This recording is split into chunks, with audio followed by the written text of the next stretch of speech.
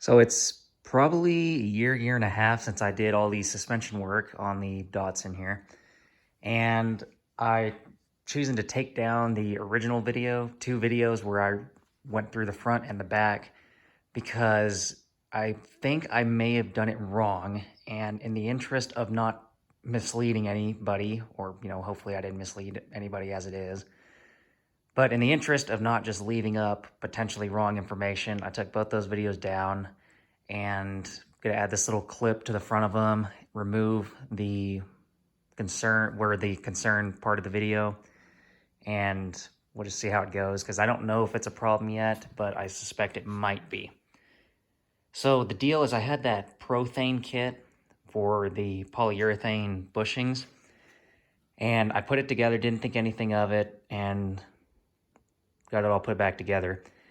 Before I did that, I watched a video where the person who did that took the complete bushing out, and so that was the way that I did it, and that kind of made me blind to the fact that I had instructions right in front of my face that, told me what to do. And it looks like what you're supposed to do is not remove the very outer metal piece of the original bushing. You're just supposed to remove the rubber and the inner piece and then put the urethane into it like that, where you leave the original outer piece of the bushing in place. The way I found that out is, so we did the rear suspension on one of the 300s, and thank goodness I'd only knocked one of them out. But I totally removed one of the control arm bushings on it, and I just went to drop the urethane bushing into it for the fun of it, and it just fell in there, and it was loose, like it was actively loose. It's like, gosh, no, that's not right. Sure enough, wasn't. Looked at the instructions, realized I had done it wrong, and parts were getting one of those bushings. I think I spent $76 to get one original style control arm bushing for that car. And I think it came from Dubai or the UAE or something like that. It's a huge pain. The reason I'm not incredibly concerned about it on this car is I definitely would have caught that. They couldn't have been that loose, or I would have realized there was a problem, because I immediately noticed it on the 300. And just because I was really worrying about it, I ended up taking one of the lower control arms loose just because it was the easiest one. And I got it pulled down, and I couldn't pull the bushings out of it. I mean, they're tight enough in there that you'd have to use a tool of some kind to get them out. I couldn't just grab it and pull it out. So at least on this one, maybe it'll be fine. And I was doing some reading on it, and it seems like these kits were made two different ways, where this was just me just surfing through whatever forums I could find, that either they're made where you leave the outer piece of the original bushing and put the urethane into that, or they're also apparently have been made where you remove everything like I did and put the urethane into the control arm.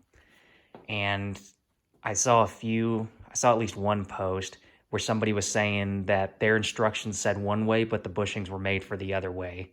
So I don't know. Maybe I lucked out and this was the other style that wanted you to remove everything, which would kind of make sense to me, given that it all seemed to fit together the way it was supposed to, where nothing was just loose falling out.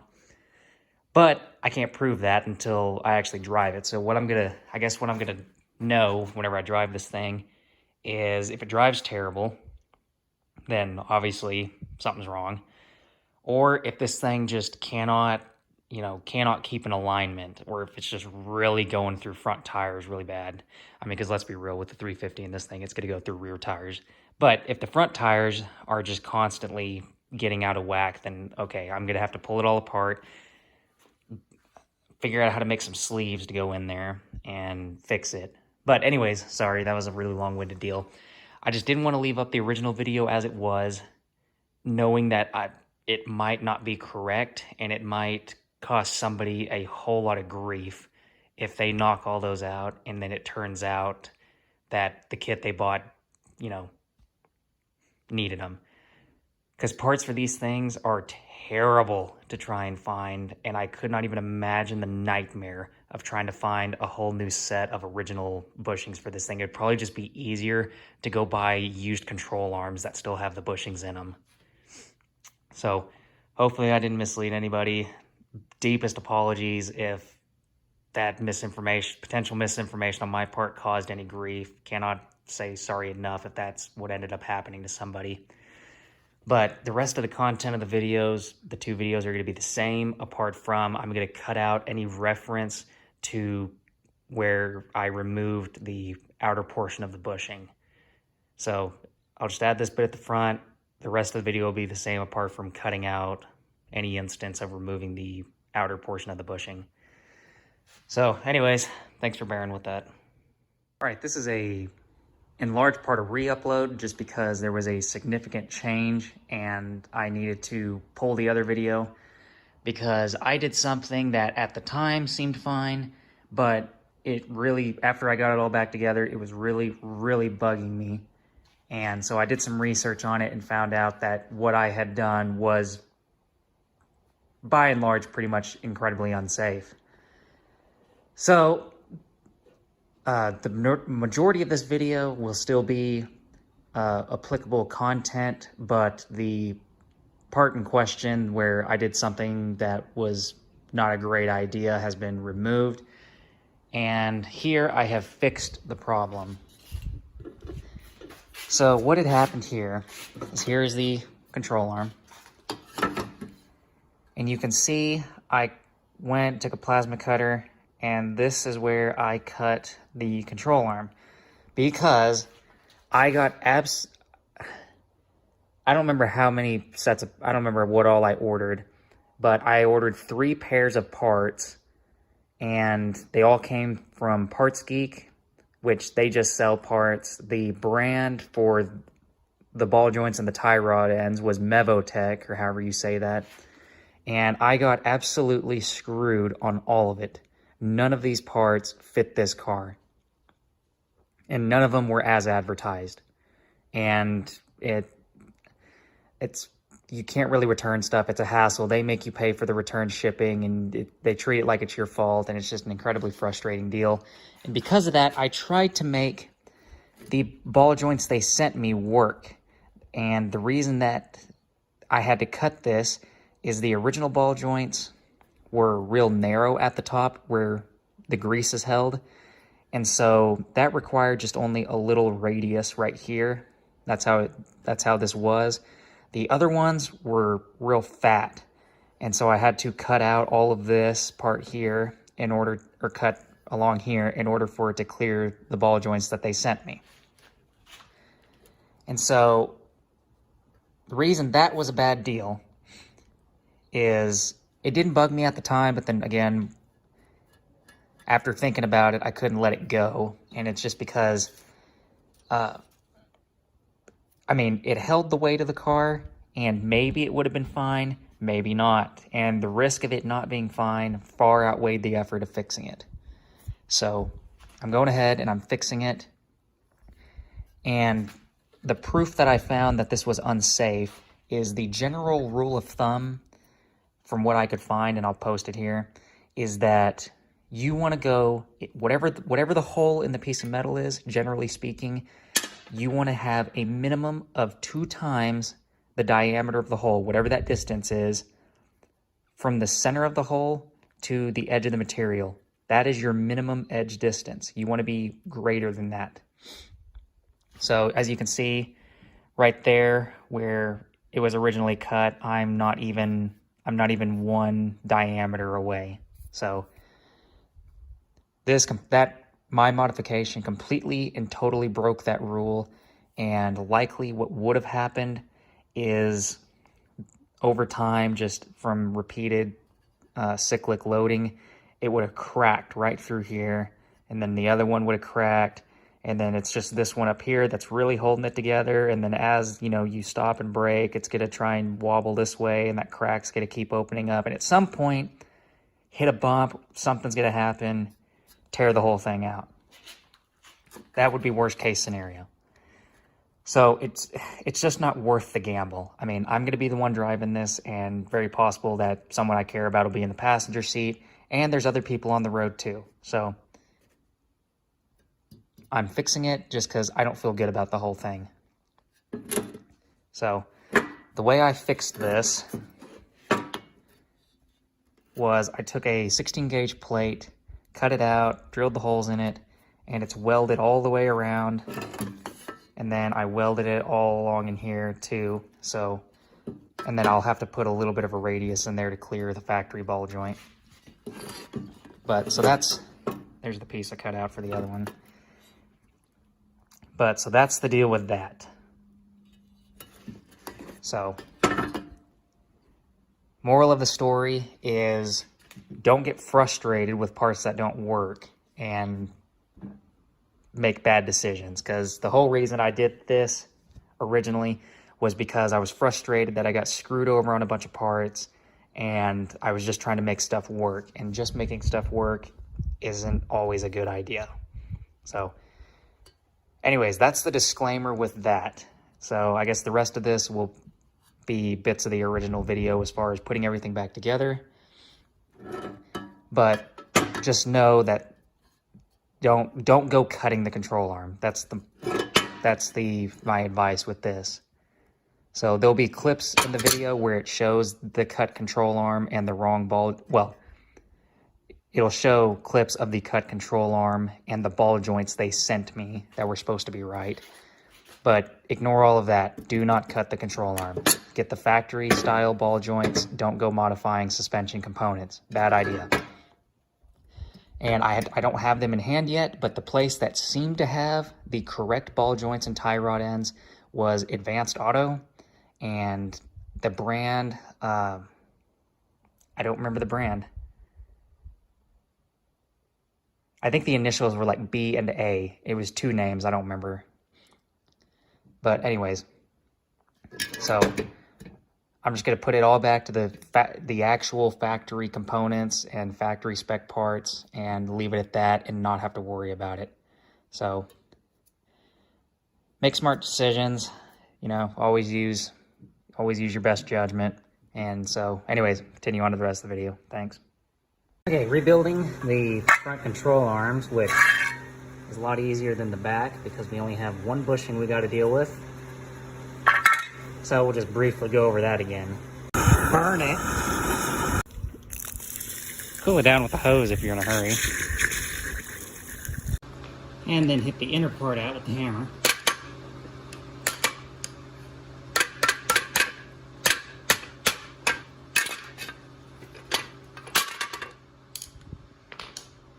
If the rubber won't just readily come out, you can apply a little more heat to it.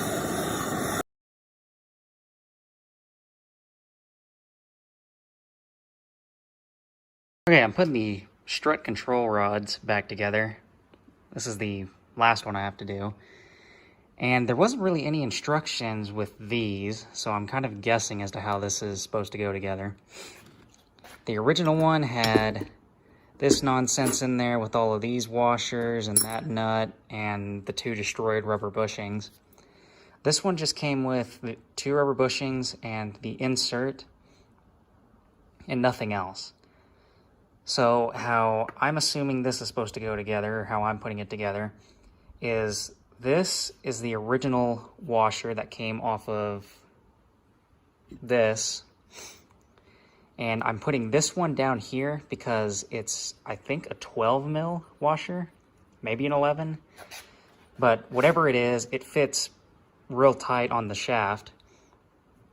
And I don't want it, I want the right size washer there because I don't want it to slip past this lip or do anything weird like that. So the correct washer that came off of it, I'm reusing and putting down there. Then I got a 2-inch, a 1/2 inch inner diameter, 2-inch outer diameter fender washer or something like that. So a 1/2 inch was kind of close to what the diameter of this was, but not quite. But it fits with the bushing pretty good. So that's going to go together like that. Insert, other bushing. And the tapered side of the bushings go towards these pieces, towards those pieces. That is specifically what the book emphasized. And then they didn't send me a nut, and they didn't have any at the parts store in the size I needed. So I'm going to reuse the lock nuts, but I'm putting Loctite on them. And according to the book, the torque spec was like 40 foot-pounds, so I'm torquing it to that, and we'll just see how it goes. Then I forgot to mention, so I did get another washer here to go between the nut and the fender washer, just because the fender washers are pretty thin. And so that one was just a 1/2 inch in diameter by 1.5 inches or something. But I wish they'd included some instructions on this, because I don't see any problems with this, but I also wouldn't mind some confirmation that this is how they intended it to be set up. Okay, so I got this torn apart again, because looking back at it, I didn't care for those washers, and it didn't bother me again, same deal with the ball joints. It didn't bother me at the time, but then, you know, I came back and looked at it with a new perspective, and it bugged me. So back to trying to make these ones work. I've abandoned these. I don't know why it came with them. I don't know. I can't come up with a way of making them work with these. So abandoning those, going back with these. I can get the rubber bushings over it, but I mean, you just have to hammer them on with the washer behind it, of course. Problem though is these ones are a lot thicker than the old ones. So far, the only way this has a chance of going together is I had to break these nuts loose. So this one, which is still hot, it galled up a little bit of the thread there. And then, you know, I just kept hitting it with oil and just not trying to force it, just gently, whatever free movement it would come up with, back and forth, hitting it with oil on either side and WD-40 and whatnot. And I had to use the impact to break it loose. Just the electric one, just forward, back, and then it broke loose. I think my mistake on this one is I didn't get this one hot enough. So this one I used the propane torch on, and I don't think it got it hot enough. I used the MAP gas on this one and really got it pretty hot, and it broke loose and is seemingly fine. It didn't gall up the threads or anything. So there is that. What I'm gonna do, I already did it to this one, I need to do it to this one, is put some anti-seize on there and run the nut down, put some more on, run the nut back up, just in case I ever have to adjust to this, because they probably would not survive this procedure again. Alright, so what I was hoping was going to be a quick little project turned into another episode of how is it possible for a car to rust this much? So I got that all welded up and I was feeling pretty good about it. And then I cleaned this and I saw there was a little dark spot right there. I was like, huh, well that's weird. And then I shone a light through here. And you can see the majority of this thing is rust. So this is a write-off, as is its little friend here. So I have to come up with something different.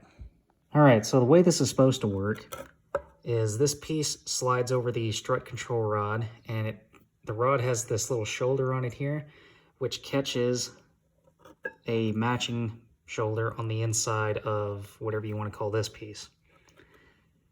So what it's supposed to do is this piece holds the rubber bushings together, and when you slam on the brakes and the front wheel tries to get sucked under the back of the car, it puts this whole rod in tension, but it has a nut on the end of it, so it transfers that tension into compression on this piece and thus the rubber bushing.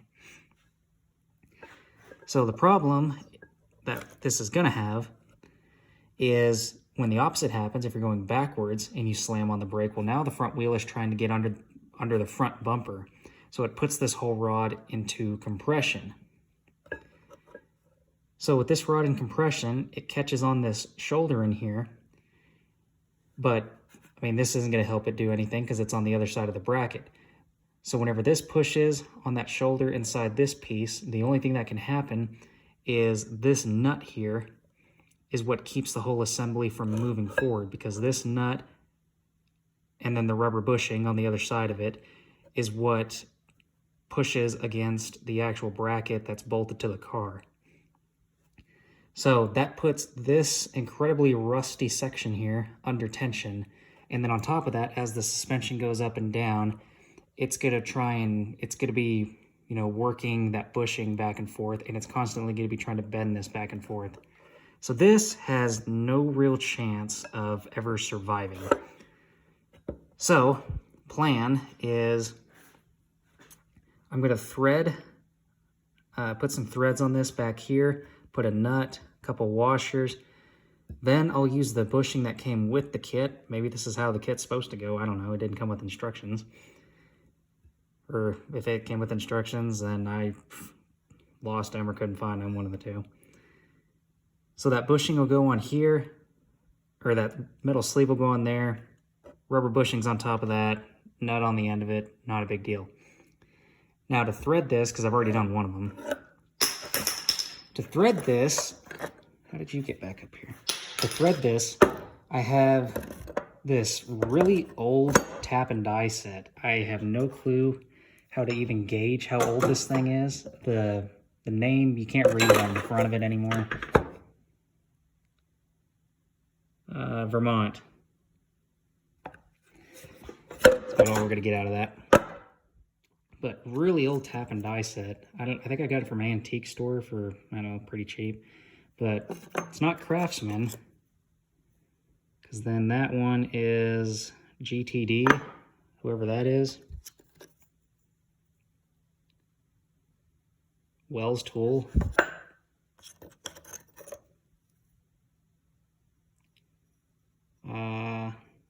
However you say that. So really old tap and die set, but the important thing is it has a 5/8 by 18 tap and die in it. So I'm gonna thread it to 5/8 by 18 because this shaft is just a little over 5/8. It took some effort to get it started, but once it got going, it was fine. So make this 5/8 by 18, and then I have a corresponding tap here because I had to clean up the nut that I threaded on here. But yeah, old antique tools coming in clutch. All right, I went and got this all cleaned up and gave everything a little light coating of oil. I really wish I remembered what I paid for this. It wasn't much because I just thought it was cool. I didn't think I'd ever actually need it for anything. But it worked out really good because it had the one die and tap that I needed. So one thing about these that I don't know what the intent of it is, maybe I was using it right, maybe not. When I did my first pass of threads, I left this little screw in place, but I couldn't get the nut on after doing that. So I took the screw out, put it back in and tightened it down and did another pass, and it cleaned up the threads a little bit more and dug the threads a little bit deeper. So I don't know if that's how it's supposed to be, but on that second rod, I left this screw out and I could not get it started. So I had to put the screw back in order to get it started to do the first pass. Maybe that's how they're supposed to be used, maybe not. It's a cool little kit though, I mean, somebody's clearly worked out of this thing for a while. I think it's got about four or five different brands in it. But anyways, thought it was neat. All right, ignore the wailing of the water heater in the background. So this is gonna be the new and hopefully improved setup. I already got the first one on the car. So I put some anti-seize on these new threads, ran the nut all the way down, and then I have a new washer that I got. I don't remember exactly what size it was. It's not 5/8 inner diameter. I think it's one size up from that. All the hardware I bought was grade 8. I didn't want to use anything less than that. So new washer just to help spread the load out. Stock washer, new rubber bushing. The sleeve that came with the bushings is in play now. Other bushing, stock washer, new washer, stock nut, and then I'll put some Loctite on this whenever I assemble the whole thing. So the way installing the other one worked, and I think this is probably the way it's supposed to go, because when I first did this, when I had it all bolted together and then I tried to get the whole thing in place, it was very difficult. This way, I just installed it with this nut all the way down, and it was no effort. This, you could just line it right up, run the bolts in, good deal. And then I started running this nut in, running that one down, and getting it kind of lined up. I imagine when the car has some weight on it and it actually sucks the suspension up, because right now there isn't even, I mean, the body of the car cannot compress that spring more than, I mean, maybe like a 1/16 of an inch. So it'll have to get the motor and trans in it and some weight on it before I can really finish torque, or well, before I can tell if that thing's torqued down. Because I imagine once it gets the wheel up, that's probably going to loosen up just a little bit, because I'm trying to tighten down on it while those bushings are all torqued to the side. But anyways, this should be significantly better than, well, it's definitely better than the way I had it originally with those cheap little washers, and probably better than the factory way. Because if you slam on the brake and the wheel tries to move back, this whole deal is going to try and move this way. So it's going to catch this bushing and put all the tension on that nut there. And then if you slam on the brakes while the car's going backwards, it's going to try and push this whole assembly forward. And it's going to catch on this bushing and that nut, which has a healthy amount of threads with it. And I think it'll hold up pretty good. Okay, on both of them, I also put Loctite on the ball joint bolts that I had to take out. Okay, but I got this back together. I tightened up this outside one first until about that point. It has Loctite on. You can see its stack of washers in there. And then I ran this one down. So it's compressing the bushing a decent bit. I don't know how tight it's supposed to be, but I mean, once the car has weight on it and this straightens out, I'll probably have to come back and snug that down. But I feel a lot better about this as opposed to either of the other two options that I've looked at thus far. So I'm gonna call this a wrap because I'm pretty pleased with it. But everything's back together. Both strut control rods are in. I rechecked all the torques of everything once I had everything installed. And just like with the 68 GMC, once this car is together and has a couple 100 miles put on it, I mean, it's going to be for a little while a case of frequently checking all these nuts and bolts and stuff. So I'll probably put a couple 100 miles on it, check the torque on everything, you know, because bushings might loosen up and move around a little bit. And then after maybe a couple 1,000 miles, do it again. But I got the sway bar in, and I didn't follow the torque spec on it because it was just squishing the crap out of those little bushings. I mean, I wasn't even getting anywhere close to the torque spec yet, the minimum torque spec, and it was just about to, I mean, it looked like it was about to blow out that top, that top bushing. So I just did the same deal I did on the back, and I got one side where it looked about right, where it's clearly has the bushings well compressed, and then I just counted the number of threads and mimicked it on the other side. I forgot to put a rag over that, so brake fluid dribbled out onto my freshly painted control arm, which stinks. Oh, there's a sway bar mount somewhere up in there. That thing's well greased. I thought it was really cool that that said that had a Z on it, stamped in it. I mean, you cannot, this was going to be the only time that's going to be visible again, more likely than not. But it's kind of cool that they stamped that in there. Everything got Loctite. I don't remember if I used Loctite on those. I think I did, but pretty much everything got Loctite except for the nut for the ball joint because it had a cotter key. But everything else got Loctite, so. But anyways, there is that back together.